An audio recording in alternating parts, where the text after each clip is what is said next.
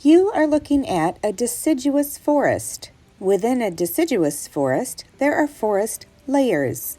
Each of these layers has different animals that it inhabits. So these animals require these layers in order to survive, almost like a mini habitat. Today we're going to look at the different layers within a forest and the animals that live within each one. Generally, these forest layers are pretty easy to identify, defined by the plants that grow there. Each layer is a different level within the forest, but sometimes these layers become a little bit more confusing, especially when plants like buckthorn start to take over the layer and create a more dense habitat. Buckthorn is an invasive species that does not belong in a healthy forest ecosystem. So the layers are all defined by the plants that grow there and how tall they are. The tallest of the plants create the canopy, which is closest to the sun. Below that are trees that make up the understory. And then below that is the shrub layer, only about 10 feet off the ground. The herb layer or herbaceous layer are plants that grow about a foot or two from the ground, but then the final layer is the forest floor, and those are the plants and the soil on the bottom of the forest. Each layer is critical to the survival of the animals that live there. The canopy is the tallest layer, and the trees that grow there grow closest to the sun. This is where birds sing because they can project themselves further when they're higher up in the sky. This is also where squirrels build their nests. They use things like leaves and branches and bark from the trees to compile together and build their nest in the branches of the trees away from predators. This keeps them safe there. Insects like the cicada not only use the canopy as their source of food, they also use this as a source of calling for their mates. Being higher up in the canopy allows them to project the sound that they make better, so they have a better chance of finding a mate.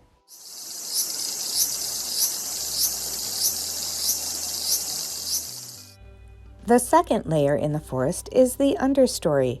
This layer is just below the canopy. These are still pretty tall trees, but they don't quite reach as tall as the canopy. Many of the animals that live in the understory use the trunks of the trees and the branches of the trees as their home, such as the woodpecker. You can see on this tree trunk that the woodpecker has created several holes. These holes are not only holes for their nests, such as this hole here, but they also make holes because they are looking for insects beneath the bark. Insects are beneath the bark of the dead trees, not the living trees. They are acting as decomposers of the standing dead trees.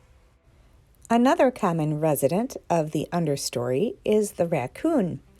Raccoons spend much of their time up in the understory, usually within a hole in the tree trunk, or sometimes they're just hanging out in the branches, looking down at what's happening below them. The understory is also the home for the great horned owl. This offers an excellent spot for the owl to be able to look for its food and to communicate with each other. Listen carefully for the higher-pitched female and the lower-pitched male.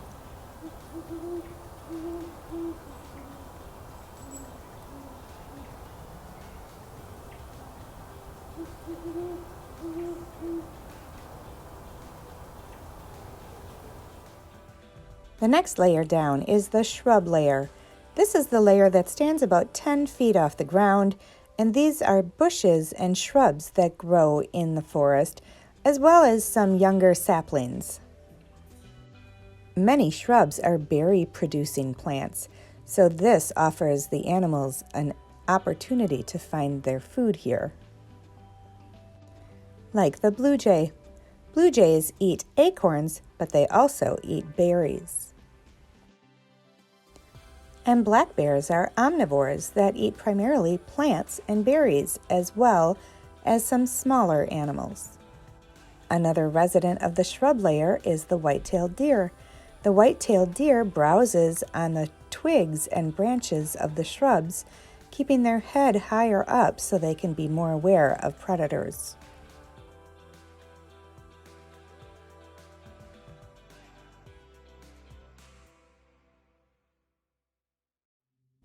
You'll also find evidence of the white-tailed deer in the forest floor as deer beds.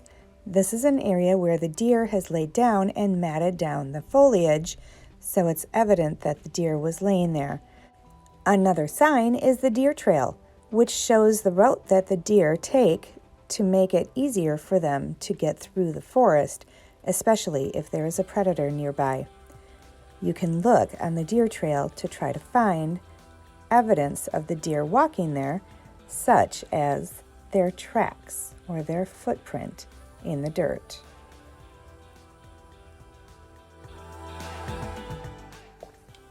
The next layer in the forest is the herb layer or the herbaceous layer. This layer is plants that grow up from the forest floor about 1 foot to 1.5 feet. It gives the animals that live there an opportunity to hide and take shelter. Some of the animals that live in the herbaceous layer are predators like this fox.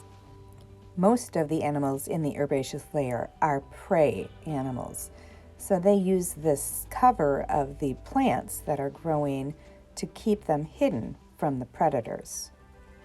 Rabbits are one species of animal that lives in the herbaceous layer in the forest.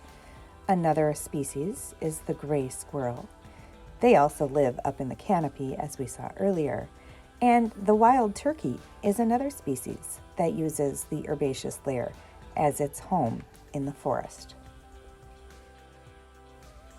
Finally, we have the forest floor as the bottom layer of the forest. This is different depending on the types of trees that grow there, but in all cases, it offers shelter for animals who live beneath the soil. The chipmunk is one species that lives in the forest floor. They create a series of tunnels underneath the ground, and they collect nuts and seeds to store in those tunnels for them to eat over the wintertime.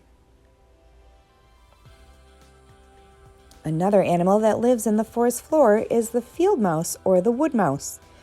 This animal is very important to the predators that live in the forest. Mice are one of the most important sources of food for animals like the owl and the fox and the coyote.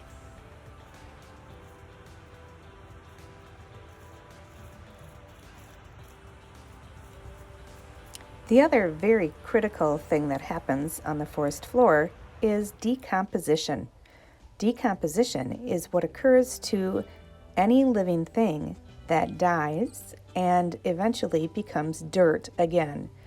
This happens from sunlight coming through the trees, from rain and water, from air, and from critters that live within these fallen logs and the dead leaves on the ground that are called decomposers.